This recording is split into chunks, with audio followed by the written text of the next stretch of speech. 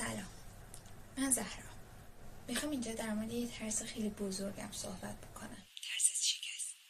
من تو 2-3 سال اخیر واسه یه هدف مهم زندگیم بارها و بارها تلاش کردم ولی شکست خوردم. این دفعه اومدم این تلاش هام رو ثبت بکنم. دوباره میخوام واسه اون هدف خیز بردارم، قدم به قدم جلو برم و امیدوارم بهش برسم. حدود 80 روز دیگه من یه آزمون خیلی مهم دارم. اول باید بگم چی کارم.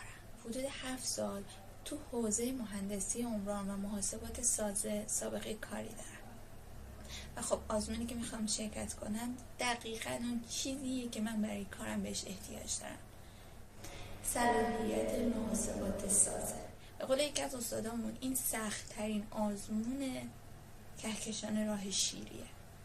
خیلی تلاش کردم براش. البته تلاشی که من میگم همراه بوده با مسئولیت‌های شخصی توی زندگی خودم و کارهام، پروژه هایی که دارم. من خیلی از این آزمون میترسم. جدا از اینکه چندین و چند بار تلاش کردم و شکست خوردم، قضاوت و نظر بقیه خیلی منو میترسونه.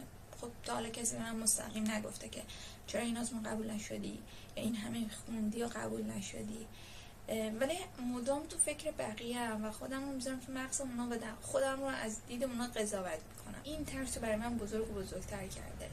همش با خودم میگم که نه، درسته تو 7 سال سابقه کاری داری ولی چون این صلاحیت رو نداری به اندازه کافی خوب نیستی.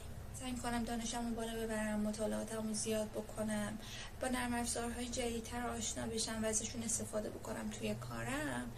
اما همین یک دونه ضعفی که من توی خودم خیلی بزرگش کردم، نداشتن پروانه محاسبات، خیلی اعتماد به نفسم رو کم کرده.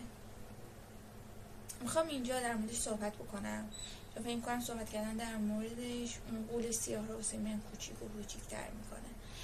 میخوام از تجربیات بقیه استفاده بکنم. میخوام یک آدمایی که به این حوزه علاقه‌مندن، تو این حوزه موفق شدن یا دارن تلاش میکنن با هم دیگه هم مسیر بشیم و شاید بتونیم این قول رو شکست بدیم. خیلی دوست داشتم بیام اینجا و ثبت کنم این قدم هایی که واسه رسیدن به این مسیر برمیدارم. حدود 80 روز دیگه آزمون دارم.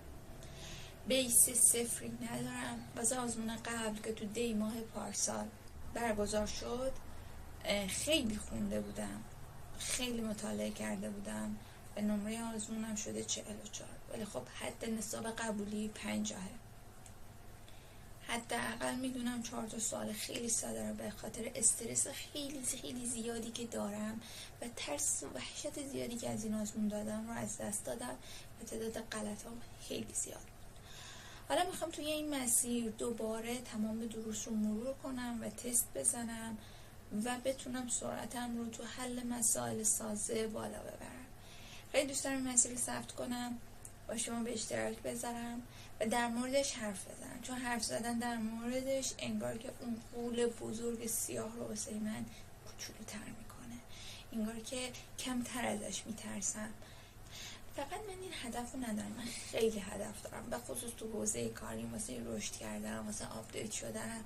ولی بزرگترین مانعی که باعث میشه که من سراغ بقیه کارها و مسیرها نرم این آزمونه. همیشه تو مغزم این یه سد بزرگه که اول باید این آزمون رو قبول بشم و بعد برم سراغ کارهای دیگه. خب هنوز نرفتم، ولی اینجا میخوام ثبت کنم قدم هام و مسیرم رو، راهی که دارم میرم رو، تا امیدوارم که 80 روز دیگه اگر این آزمون برگزار شد، چون با توجه به وضعیت کشور معلوم نیست این آزمون برگزار بشه، سر تاریخ مشخص شدهش یا نه، سر آزمون مشخص شدهش یا نه، ولی میخوام براش تلاش کنم. باز دوباره 81 روز دیگه نگم که کاش اون تایما رو پرس نمی کردم، کاش اون تایما رو منتظر جواب کارفرما نمی موندم، کاش ثبتش می کردم، کاش درس می خوندم. همین. امیدوارم که بتونم از پس این مسیر بردارم.